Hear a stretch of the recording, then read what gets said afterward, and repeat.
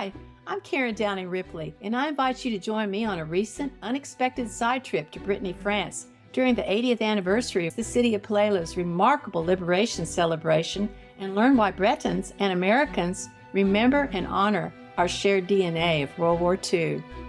A last-minute decision to deliver my father's World War II documents to the city of Plélo, France, opened me up to an amazing experience that has truly changed my life.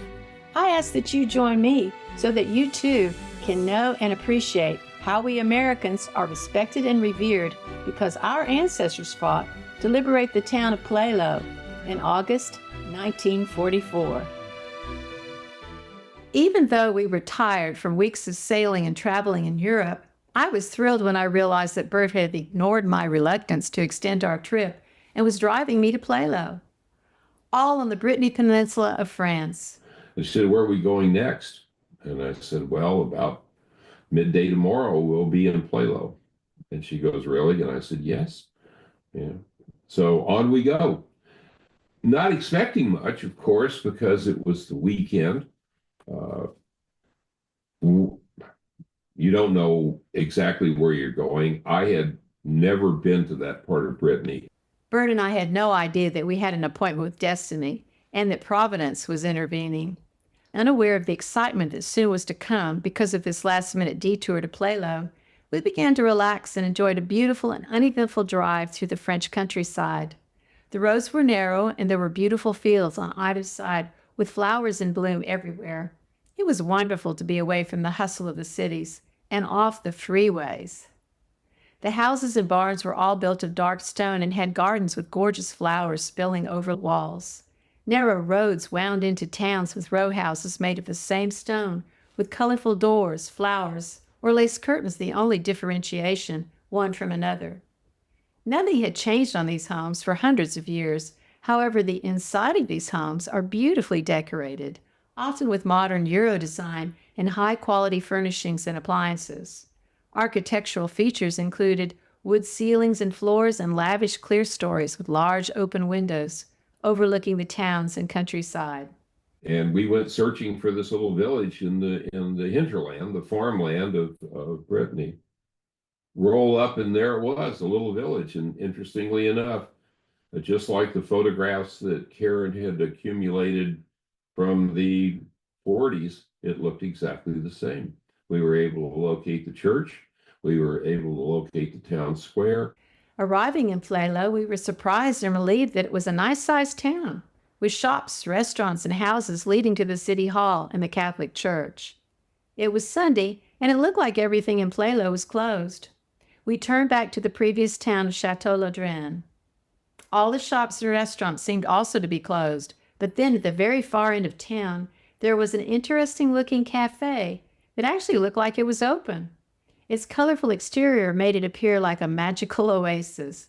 The colorful outside decoration was of a traditional French cafe with tables and chairs spilling into the street as guests sat in swinging chairs, couches, and wingbacks, sipping drinks and eating while progressive music drew us inside. Little did we know the magic that awaited us as we entered Chez Georgette. As we entered the cafe, our senses were piqued as we looked at myriad displays of everything French for sale. High-end curios, art, curiosities, food, flowers, and bakery goods. And this is where the adventure of Plélo really begins. We go down for a simple lunch and a glass of wine. Karen meets Mélanie, who is eager to speak to us because we're Americans and we speak English. Once greeted and seated, we scanned the menu and tried to figure out what it all meant. What could we find to eat? It was then that I noticed a beautiful, striking woman whose professional air made it obvious that she was in charge. She approached us, asking if we were American. We were surprised because no one else had spoken English, and we had grown accustomed to using sign language and pointing at things, or Googling for a French phrase. She introduced herself as Mélanie, and she asked if we were there for a festival. I asked what festival? She said that Plélo was celebrating its World War II liberation, and Colonel Hamsley and his men who'd saved Plélo, and I was in shock.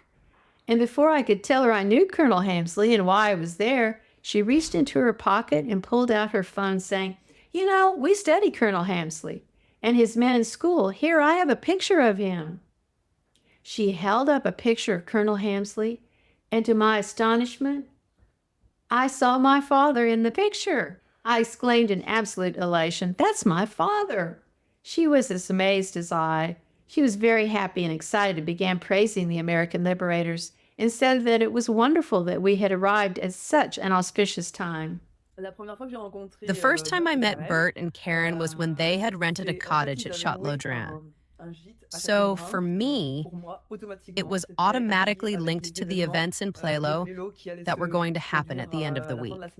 And they get to talking about, are you here for the celebration? No. What celebration? And she said, well, we honor the liberator of this area and his men. This week will be the 80th anniversary. A gentleman named Colonel Hemsley, we actually named our municipal stadium after the man. And she pulls out a photograph, and it is a photograph of, at that time, Lieutenant Hemsley, with two other people in the picture. And one of them, of course, is Karen's father. And then there's a lot of, oh my goodness, so you've got to stay. She told us emphatically that we had to stay for the festivities. She asked if we had a room. We said only for that night, and she then invited us to stay for all future nights with her in her B&B above Chez Georgette.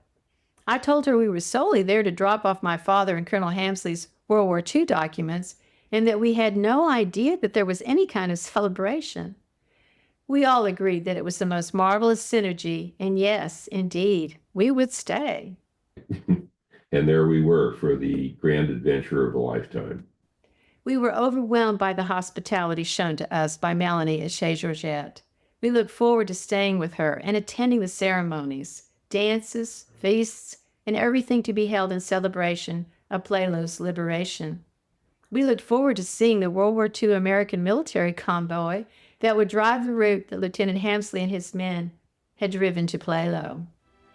Join me for the next episode, which takes you to Plélo's liberation celebration for 3 days of unbelievable festivities, including masses, medal presentations, dances, feasts, reenactments, and convoys along the original route that Hamsley and his men rode to liberate Plélo.